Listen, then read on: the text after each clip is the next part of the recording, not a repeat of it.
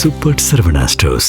திராவிட முன்னேற்ற கழகம் கட்சியினுடைய அமைப்பு செயலராக இருக்கக்கூடிய திரு ஆர்.எஸ். பாரதி அவர்கள் மீது நான் தொடுத்திருந்த அவதூறு வழக்குக்கு சாட்சியம் அளிப்பதற்காக இன்று நீதிமன்றத்துக்கு வந்திருந்தோம். கள்ளக்குறிச்சியில கள்ளச்சாராயம் அருந்தி 60க்கும் மேற்பட்ட அப்பாவி பொதுமக்கள் ஜூன் மாதம் 18ஆம் தேதி 2024 உயிரிழந்தார்கள். பாரதிய ஜனதா கட்சி சார்பாக பொதுமக்களுக்கான நிவாரண உதவி, பொதுமக்களுக்கு நம்முடைய ஆறுதல் எல்லாம் அந்த நேரத்தில் தெரிவித்திருந்தோம், களத்தில் இருந்தோம். திராவிட முன்னேற்ற கழகத்தினுடைய அமைப்பு செயலராக இருக்கக்கூடிய திரு ஆர்.எஸ். பாரதி அவர்கள் ஜூன் 23ஆம் தேதி நடந்த பத்திரிகையாளர் சந்திப்பில் அந்த கள்ளக்குறிச்சி விஷச்சாராயம் அதற்கான சதித்திட்டத்தை தீட்டியது நான். விக்கிரவாண்டி இடைத்தேர்தலுக்காக அந்த சதித்திட்டத்தை தீட்டியிருந்தேன். அது மட்டும் இல்லாம பாரதிய ஜனதா கட்சி இந்த விஷச்சாராய சாவுல சம்பந்தப்பட்டிருப்பதாக சொல்லியிருந்தார். 26 ஜூன் அவருக்கு ஒரு நோட்டீஸ் அனுப்பியிருந்தோம். அவர் சொல்லியிருக்கக்கூடிய கருத்துக்கு மன்னிப்பு கேட்கணும். காரணம், ஒரு மூத்த தலைவர் மட்டுமல்ல, அவர் ஒரு வழக்கறிஞரும் கூட. 1 கோடி ரூபாய் மான நஷ்ட ஈடு கேட்டிருந்தோம்.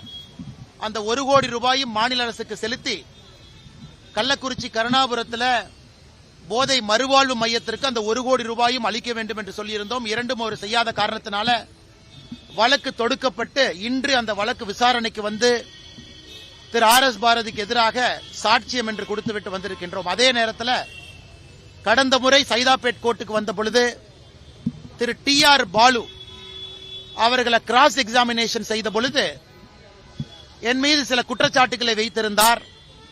அதனால் திரு டி.ஆர். பாலு அவர்கள் மீது மற்றும் ஒரு மான நஷ்ட ஈடு வழக்கு தொடுத்து இன்று கம்ப்ளைண்ட் கொடுத்திருக்கிறோம் நீதிமன்றத்திற்கு. திரு டி.ஆர். பாலு அவர்கள் மீது நாங்கள் இன்று மான நஷ்ட வழக்கு தொடுத்து ஒரு கம்ப்ளைண்ட் கொடுத்திருக்கோம். திரு ஆர்.எஸ். பாரதி அவர்கள் மீது தொடுக்கப்பட்ட வழக்கு நீதிமன்றத்தால் ஏற்கப்பட்டு இன்று சாட்சியம் கொடுத்திருக்கின்றோம். 2 வழக்கும் கூட முடித்துவிட்டு வெளியே வந்து நம்முடைய பத்திரிகை நண்பர்களை சந்தித்துக் கொண்டிருக்கின்றோம். உங்களுக்கு இருக்கக்கூடிய கேள்வி கேளுங்கன்னா பதில் சொல்றோம்.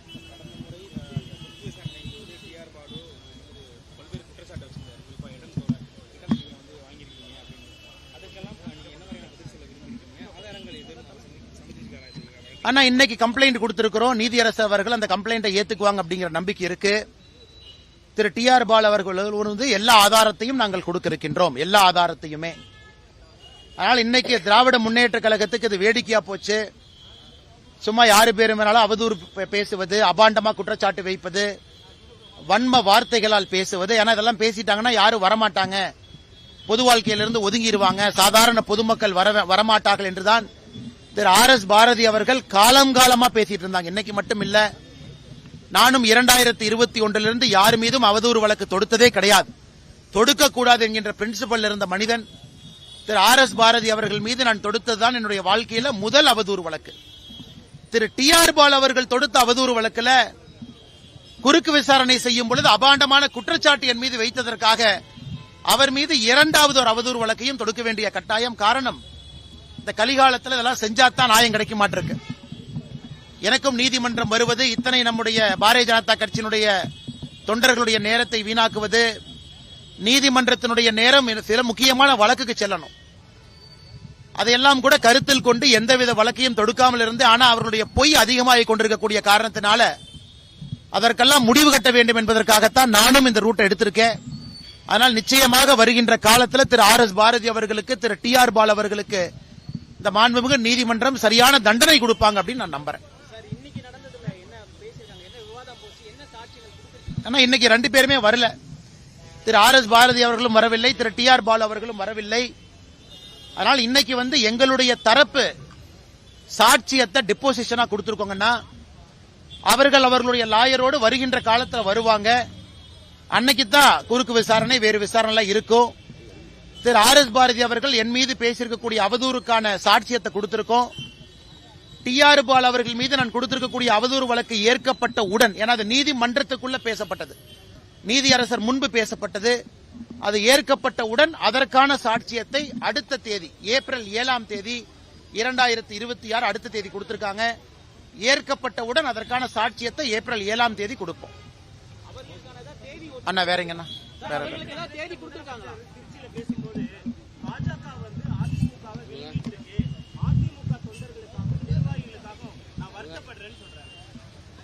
அண்ணா இன்னைக்கு எப்படி இருக்குன்னா, நம்முடைய முதலமைச்சர் அவர்களுடைய கண்ணீர் என்பது அவருடைய கட்சிக்காக இருக்க வேண்டுமோ தவிர, முதலமைச்சருடைய கண்ணீர், அந்த போலி கண்ணீர் அனைத்து இந்திய அண்ணா திராவிட முன்னேற்ற கழகத்துக்காக இருக்கு. இன்னைக்கு 5 ஆண்டு காலம் ஆட்சியில் இருக்கக்கூடிய முதலமைச்சர் அவர்கள் தான் செய்திருக்கக்கூடிய எந்த சாதனையுமே சொல்லாம அனைத்து இந்திய அண்ணா திராவிட முன்னேற்ற கழகத்து கட்சிக்காக ஒரு பொய் நீலி கண்ணீரை வடித்துக் கொண்டிருக்கின்றார். முதலமைச்சர் அவர்கள் நன்றாக உணர்ந்து கொள்ள வேண்டும். தமிழகத்தில் அவர் என்னதான் திசை திருப்பினாலும் கூட மக்கள் திராவிட முன்னேற்ற கழகத்தை வீட்டுக்கு அனுப்ப வேண்டும் என்கின்ற முடிவுக்கு வந்துவிட்டார்கள். எனக்கு அனைத்து இந்திய அண்ணா திராவிட முன்னேற்ற கழகம், அந்த கட்சி, அதற்கு ஒரு பொதுச் செயலாளர், அதற்கான தலைவர்கள் இருக்கிறாங்க.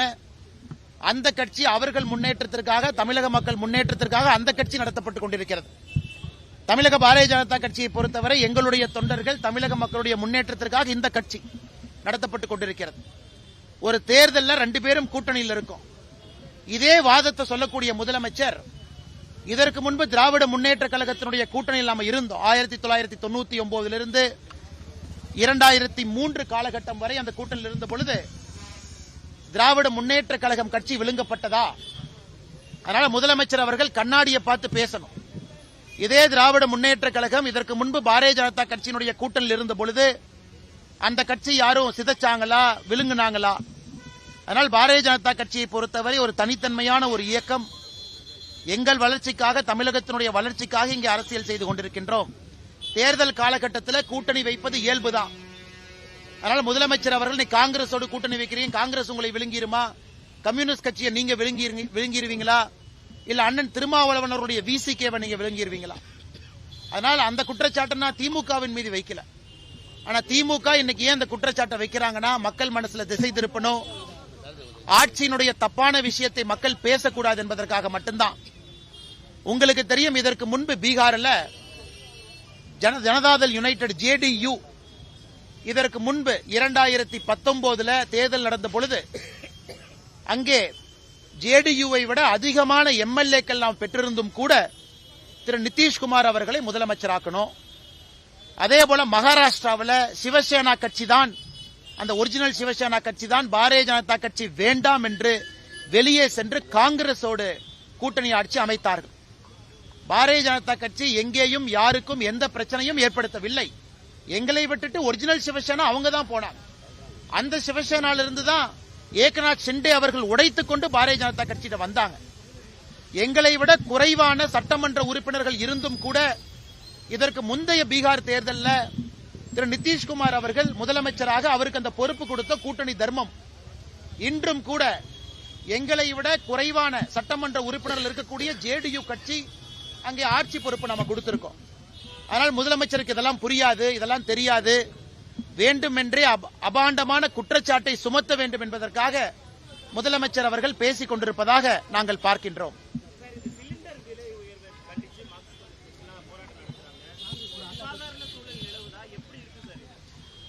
அண்ணா, இதை கொஞ்சம் விரிவா நான் பேச விரும்புறேங்கன்னா, சிலிண்டரை பொறுத்தவரை நமக்கு பெரும்பாலும் வரக்கூடிய LPG சவுதி அரேபியாவிலிருந்து பெரும்பாலும் வருது. அது ஸ்ட்ரெய்ட் ஆஃப் ஹோர்முஸ் பகுதியிலிருந்து நமக்கு வரணும்.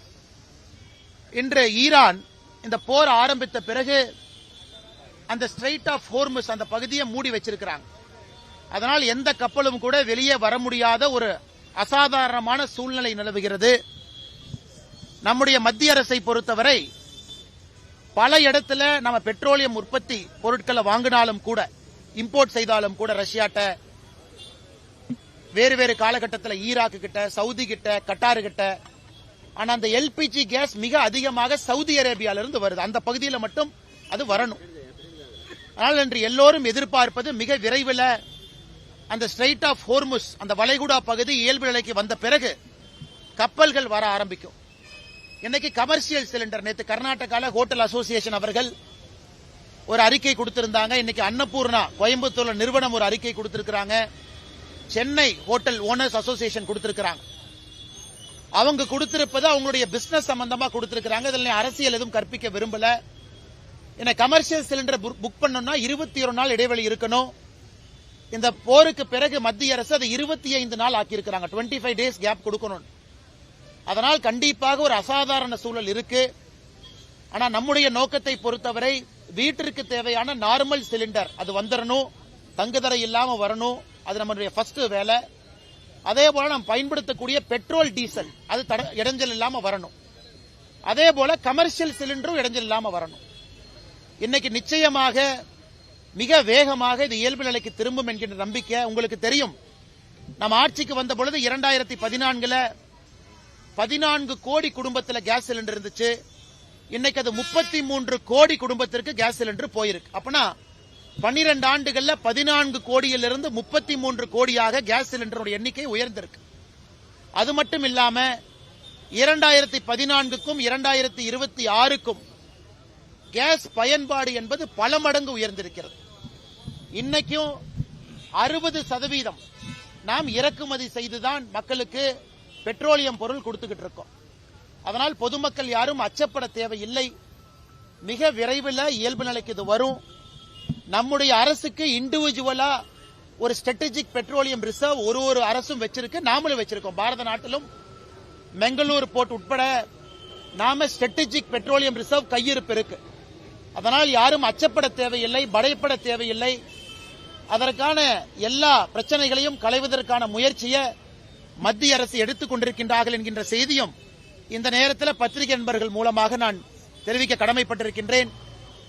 தேவையில்லாத பொதுவெளியில அச்சத்தை, பயத்தை ஏற்படுத்த வேண்டாம் என்கின்ற அன்பான வேண்டுகோளையும் இந்த நேரத்தில் நாங்கள் தெரிவிக்க கடமைப்பட்டிருக்கின்றோம். அண்ணா திரு விஜய் அவர்களை பொறுத்தவரை நான் ஏற்கனவே பலமுறை சொல்லியிருக்கின்றோம். அதிகாரப்பூர்வமாக இந்த கட்சியினுடைய தலைவர் அண்ணன் நயினார் நாகேந்திரன் அவர்கள் அதிகாரப்பூர்வமாக அது போன்ற பேச்சுவார்த்தை எதுவும் இல்லை என்று தொடர்ந்து சொல்லிக் கொண்டிருக்கின்றார்கள். என்னை பொறுத்தவரை ஒரு டீயும் காஃபியும் எப்பொழுதும் கலக்காது என்று சொல்லிக் கொண்டிருக்கின்றேன். காரணம் சித்தாந்தங்கள் வேறு. ஆனா இன்னைக்கு ஊடக நண்பர்கள் உங்களுடைய ஊகத்துல தான் பல இடத்துல எழுதுறீங்க. அதனால் நாங்கள் இன்னைக்கு வலிமையா இருக்கிறோம். தேசிய ஜனநாயக கூட்டணி, அனைத்து இந்திய அண்ணா திராவிட முன்னேற்ற கழகம் தலைமையிலான தேசிய ஜனநாயக கூட்டணி, இன்னைக்கு எங்களுடைய கூட்டணி வலுவாக இருக்கிறது. தேர்தலை சந்திப்பதற்கு தயாராக இருக்கின்றோம். ஒரு பெரும் வெற்றியும் பெறுவோம் என்கின்ற முழு நம்பிக்கை எங்களுக்கு இருக்கு.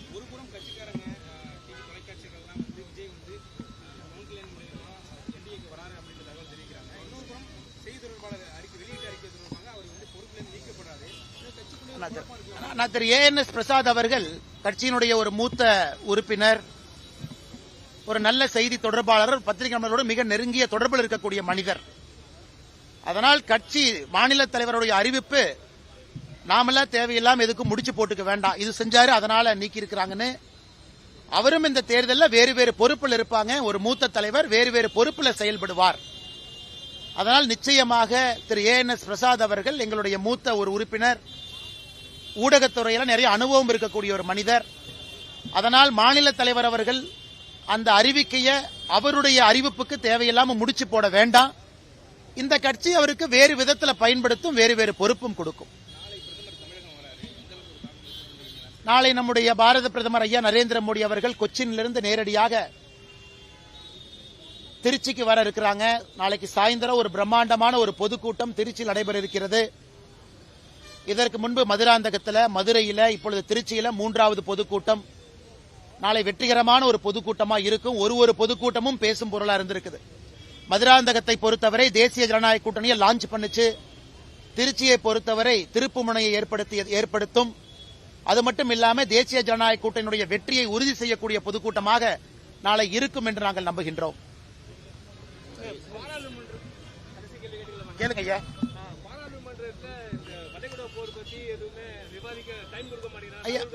ஐயா இல்லைங்க ஐயா, பாராளுமன்றத்தில் திரு ஜெய்சங்கர் அவர்கள் வளைகுடா போரை பற்றி விவாதிப்பதாக நோட்டீஸ் கொடுத்துட்டாங்க. நம்முடைய அரசு சார்பாக வளைகுடா போரை பற்றி விவாதிப்பதற்கு தயார், அதற்கான நோட்டீஸ் கொடுத்துட்டாங்கன்னா கண்டிப்பா விவாதம் நடக்கும். எதிர்க்கட்சி தலைவர் மாண்புமிகு ஐயா ராகுல் காந்தி அவர்கள் அவர் பேசியது 2-3 நாட்களுக்கு முன்பு. இன்னைக்கு மத்திய அரசு பாராளுமன்றத்தினுடைய உறுப்பினர்களுக்கு இதை பத்தி சொல்லுவாங்க. அது மட்டும் இல்ல, ராகுல் காந்தி ஐயாவுடைய கட்சியை சார்ந்திருக்கக்கூடிய திரு சசி தரூர் அவர்கள் தான் வெளியுறவுத்துறைக்குரிய பாராளுமன்ற குழுவினுடைய தலைவராக இருக்கிறார். அவருக்கு எப்ப வேணாலும் யாரை வேணாலும் கேட்பதற்கான உரிமை இருக்கு. Parliamentary standing committee on external affairs Thiru Shashi Tharoor அவர்கள் தலைமை.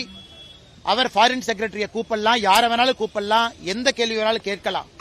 காங்கிரஸ் கட்சி கையில பாராளுமன்ற standing committee on external affairs இருக்கும் பொழுது திரு ராகுல் காந்தி அவர்கள் பேசியிருக்கக்கூடிய இந்த பேச்சு தேவையில்லாத ஒரு பேச்சாகத்தான் எங்களுடைய